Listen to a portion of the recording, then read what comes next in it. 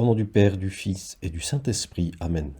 Mon Seigneur et mon Dieu, je crois fermement que tu es ici, que tu me vois, que tu m'entends.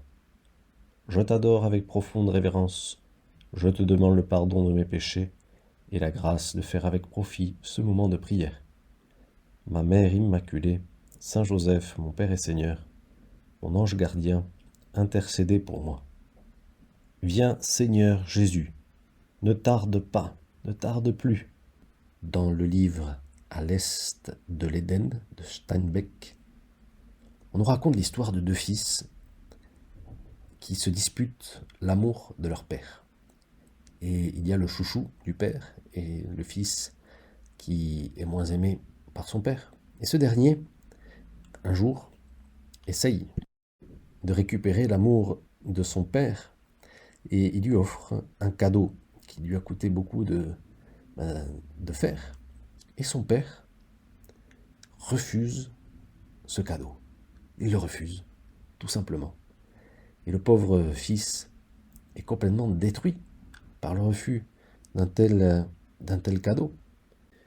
Et on comprend bien ce personnage, joué par James Dean dans l'adaptation au cinéma.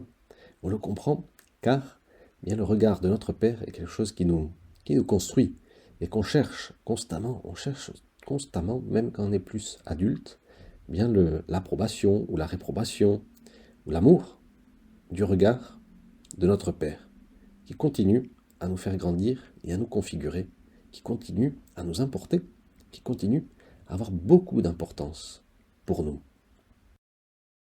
Nous agissons bien trop souvent paralysés sous le regard des autres. Nous pensons que les autres vont nous juger, vont nous condamner, ou vont avoir des petits jugements critiques, ou vont voir nos défauts.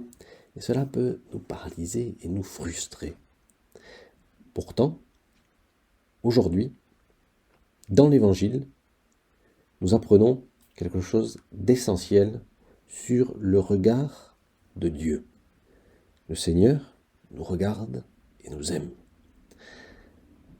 On nous raconte l'histoire de Sainte Élisabeth, la cousine de Jésus. Elle était stérile. Elle était mariée au brave Zacharie et elle n'avait pas réussi à avoir d'enfant. Et nous connaissons peut-être, tu te souviens, du miracle de la naissance de Jean le Baptiste. L'ange Gabriel a annoncé cette naissance à Zacharie. Et ensuite, Zacharie n'avait pas cru dans un premier temps à ce miracle. Et n'empêche que il a bien eu lieu. Et Sainte Élisabeth, alors qu'elle était déjà âgée pour avoir un enfant, eh bien, elle est tombée enceinte. Et comment finit l'évangile de ce jour? Eh bien, par cette parole de Sainte Élisabeth, qui est bien une sainte très sage et très profonde. C'est elle qui dit tu es bénie entre toutes les femmes, la Sainte Marie, et on prie avec ces paroles tous les jours. Eh bien, Sainte Élisabeth dit à propos de ce bébé que le Seigneur lui a donné, elle dit ceci. Voilà ce que le Seigneur a fait pour moi en ces jours, où il a posé son regard pour effacer ce qui était ma honte devant les hommes. Alors on sait que chez les Juifs, avoir un enfant, c'était quelque chose de très important. Et la stérilité était un petit peu mal vue. Et on pensait que c'était une malédiction de Dieu. Eh bien non seulement, ça n'est pas une malédiction de Dieu, mais le Seigneur, qui est bon, eh bien, il a exaucé cette prière de Sainte Élisabeth de pouvoir avoir un don, le don de la vie en elle. Et elle s'est surtout sentie regardée par Dieu qui a effacé sa honte devant les hommes. Parmi tous les regards sous lesquels nous agissons, il n'est qu'un seul capable d'effacer notre honte au regard des hommes. Et tu le sais, et je le sais, c'est le regard de Dieu. Le regard de Dieu. Et pourquoi ce regard peut effacer notre honte devant les yeux? Eh bien parce que c'est le regard d'un père parfait, d'un père aimant, d'un père qui nous regarde avec amour, sans nous juger,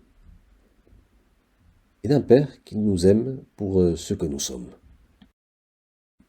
Et je vais te lire ce petit texte qui va nous expliquer l'importance de la paternité de Dieu. La difficulté pour comprendre que Dieu est amour est due parfois à la crise que connaît la paternité dans différents pays. Nous l'avons peut-être constaté en parlant avec des amis ou des collègues. Leur père ne suscite pas en eux de bons souvenirs, et un Dieu qui est père ne les attire pas outre mesure.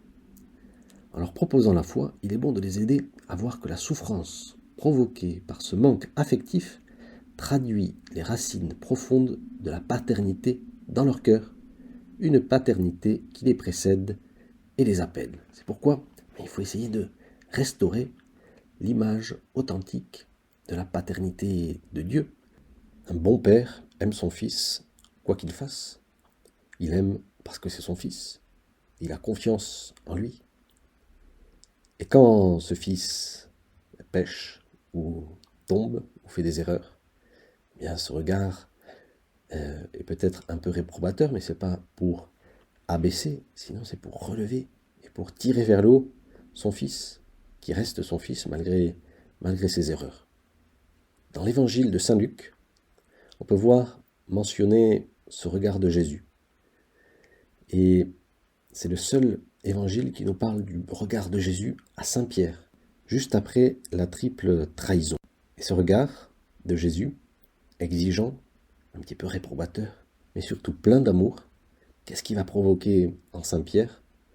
Il va provoquer les larmes de la contrition, mais il va aussi infuser l'espérance qui permettra à Saint Pierre de ne pas tomber dans le désespoir et de revenir vers le Christ et de l'aimer et de lui demander pardon, parce qu'il aimait vraiment le Seigneur. Ce regard de Jésus a enflammé le cœur d'amour de Saint Pierre. Et nous-mêmes, mon Dieu, quand nous péchons, nous nous laissons regarder par ce regard amoureux de Dieu notre Père. C'est étrange, mais Jésus lui-même, si on y pense, sur cette terre, il a dû apprendre à se laisser regarder par Dieu son Père. Il a dû apprendre à comprendre qu'il était aimé par son Père. Et comment l'a-t-il fait? Eh bien, le pape François nous explique que c'est grâce à Saint Joseph. C'est grâce à Saint Joseph que Jésus lui-même a compris l'amour paternel de Dieu le Père. Jésus a vu en Joseph, nous dit le pape François, la tendresse de Dieu, comme la tendresse du Père pour ses fils, la tendresse du Seigneur pour qui le craint. Et ce regard de Dieu est un regard donc simplement de tendresse. Alors c'est vrai que c'est un regard véridique qui va nous montrer nos défauts, mais c'est pour nous aider à aimer. Le pape explique aussi cela.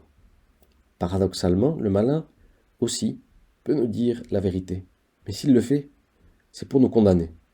Nous savons cependant que la vérité qui vient de Dieu ne nous condamne pas, mais qu'elle nous accueille, nous embrasse, nous soutient, nous pardonne.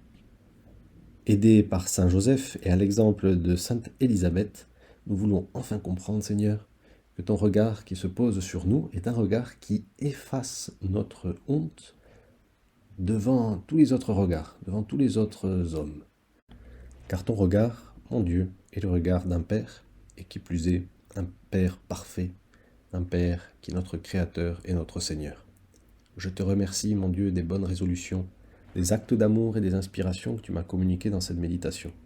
Je te demande de m'aider à les mettre en pratique. Ma Mère Immaculée, Saint Joseph, mon Père et Seigneur, mon ange gardien, intercédez pour moi.